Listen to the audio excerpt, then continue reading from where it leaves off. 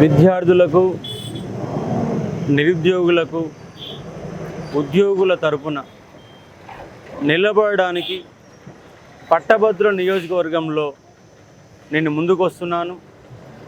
దానిలో భాగంగా ఇప్పుడే నల్గొండ జిల్లా కలెక్టర్ కార్యాలయంలో నామినేషన్ పత్రాలని నేను తీసుకోవడం జరిగింది.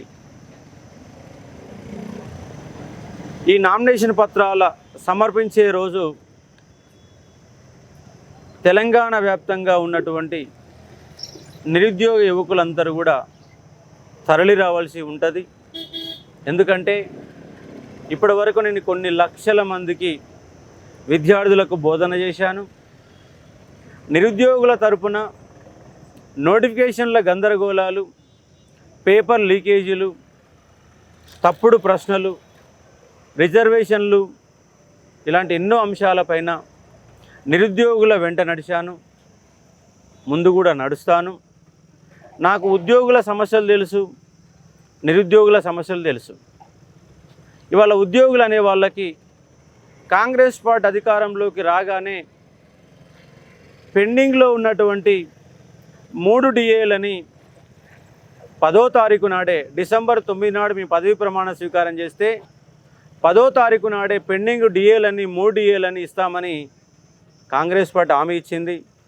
ప్రభుత్వం అధికారంలోకి వచ్చి 5 నెలలు కావస్తుంది. ఇంతవరకు డిఏ గురించి ఎక్కడ మాట్లాడలేదు, డిఏ గురించి ఎక్కడ ఇవ్వలేదు.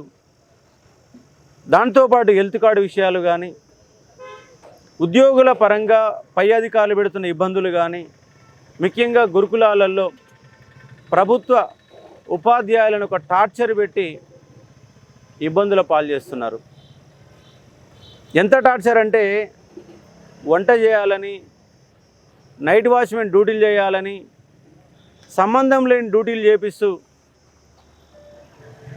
ఉపాధ్యాయుల చేత పాఠాలు చెప్పకుండా పై అధికారులు గంటకు ఆదేశాలు జారీ చేస్తూ, గంటకో జీవో జారీ చేస్తూ, గంటకో మెసేజ్ పెడుతూ ప్రతిరోజు ఉపాధ్యాయులంతా మీటింగులలోనే కాలం గడుపుతున్నారు. రోజు మీటింగ్ ఏంటండి, నెలకొకసారి మీటింగ్ ఉంటుంది ఉపాధ్యాయులకి. కానీ ఈ గురుకులాలలో రోజు మీటింగ్ అట, నైట్ వాచ్మెన్ డ్యూటీ చేయాలంట, వంటలు చేపియాలంట, మెనూ రాసుకోవాలన్నట. మరి ఇవన్నీ చూసినాక గురుకుల అధ్యాపకులు ఏడ పాఠం చెప్తారు చెప్పండి? ఇక్కడ పాఠం చెప్పకుండా ఇబ్బందులు పెడుతున్నారు. ఇక్కడ గురుకులాలలో ఉన్నటువంటి సమస్యలపైన అశోక్ సార్ గలం ఇప్పుతాడు, మీ సమస్యల తరపున నిలబడతాడు, కంపల్సరీ కొట్లాడుతాడు. ఉద్యోగుల ప్రతి అంశం నాకు తెలుసు, ఎందుకంటే చదువుకున్న వాడిని, ఉన్నత విద్యావంతుణ్ణి, పిహెచ్డి చేసిన క్యాండిడేట్ని. ముఖ్యంగా నిరుద్యోగుల విషయంలో కానిస్టేబుల్ రిజర్వేషన్ల సమస్య కావచ్చు, కానిస్టేబుల్లో లాంగ్ జంప్ కావచ్చు, పోలీస్ డిపార్ట్మెంట్లో ఉన్న జీవో నెంబర్ 46 కావచ్చు, తప్పుడు క్వశ్చన్లు కావచ్చు, గ్రూప్ 2లో పేపర్లు లీకేజీలు, వాయిదా ఉద్యమాలు కావచ్చు, గ్రూప్ 1లో రాకొచ్చిన గ్రూప్ 1లో సమస్యలు కావచ్చు, ఐటీ విషయం కావచ్చు, ఏజ్ విషయం కావచ్చు. గురుకులాలలో 9210 ఉద్యోగాలు ఉంటే ఉద్యోగాలు మిగిల్చుకునే ప్రయత్నం చేసింది కాంగ్రెస్ గవర్నమెంట్, కుట్ర చేసింది. ఒక్క నోటిఫికేషన్ ఇవ్వకుండా 30,000 ఉద్యోగాలు నింపినమని అబద్ధాలు చెప్పి ఎన్నికలలో లబ్ధి పొందే ప్రయత్నం చేస్తుంది. కాబట్టి ప్రభుత్వం ఏదైనా, అది టీఆర్ఎస్ గవర్నమెంట్ అయినా, కాంగ్రెస్ గవర్నమెంట్ అయినా, ఏ ప్రభుత్వం అయినా నిరుద్యోగ సమస్యలని గలం విప్పి వినిపిస్తాను. కాంగ్రెస్ పార్టీ అధికారంలోకి రావాలని కోరింది నేనే, కానీ మేము ఆలోచన చేసింది ఒకటైతే మరొకటి జరుగుతూ ఉంది. కాబట్టి కాంగ్రెస్ యొక్క కార్యకర్తలు కూడా మీరు ఆలోచన చేయాలా. ఎందుకంటే నేను కూడా కాంగ్రెస్ పార్టీ గెలిపించడానికి 100% శాయశక్తుల కృషి చేశాను. కానీ వాళ్ళు అదే కాంగ్రెస్ గవర్నమెంట్ పైన, నిరుద్యోగ సమస్యలపైన నేను గలం వినిపిస్తున్నా. రేపు కూడా ఏ ప్రభుత్వాలు అధికారంలో ఉన్నా అశోక్ సారు ప్రతిపక్ష పాత్రే పోషిస్తాడు. సరే, ప్రభుత్వం మీద ఒత్తిడి పెంచడానికి మంత్రులను కలిసి, ముఖ్యమంత్రిని కలిసి సమస్యల పరిష్కారం కోసం ప్రయత్నం చేస్తాం. ఎందుకంటే ప్రభుత్వం అధికారంలో ఉన్నప్పుడు ప్రభుత్వం చేతనే పనులు చేయించాలా, అంటే ఒక ప్రెషర్ చేయాలా, ఒత్తిడి చేయాలా, మాట్లాడాలా. కాబట్టి నాకు సంపూర్ణమైన అవగాహన ఉంది ఈ విద్యా వ్యవస్థ పైన, ఈ ఉద్యోగ వ్యవస్థ పైన, నిరుద్యోగుల కన్నీళ్ళు కష్టాలపైన, గ్రామీణ ప్రాంత విద్యార్థులు పడుతున్న ఇబ్బందులపైన, ప్రతి అంశం పైన నాకు అవగాహన ఉన్నది. కాబట్టి నిరుద్యోగులు ఒకసారి ఆలోచన చేయండి, ఉద్యోగులు ఒకసారి ఆలోచన చేయండి. మీ అశోక్ సార్ని గెలిపించుకోండి.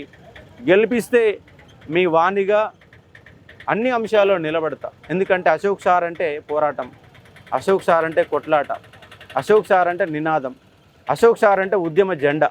అది తెలంగాణ ఉద్యమమైన, నిరుద్యోగ ఉద్యమమైన, విద్యార్థుల సమస్యలైనా, ఉద్యోగుల సమస్యలైనా పోరాటమే ఊపిరిగా ఒక అంబేద్కర్ యొక్క సిద్ధాంతాలను అనుసరించి ఎక్కడైతే ఇబ్బందులు ఉన్నాయో ఆ ఇబ్బందులని ముందీసుకుపోయే ప్రయత్నం చేస్తా.